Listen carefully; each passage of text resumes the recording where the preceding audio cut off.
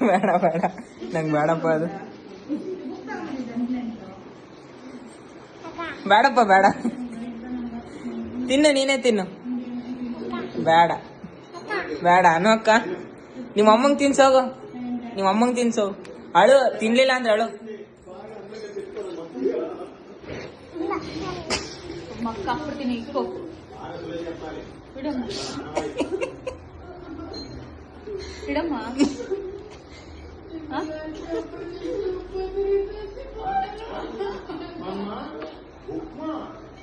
ಇವೆಲ್ಲ ನಿನ್ನಕ್ಷರೇನಾ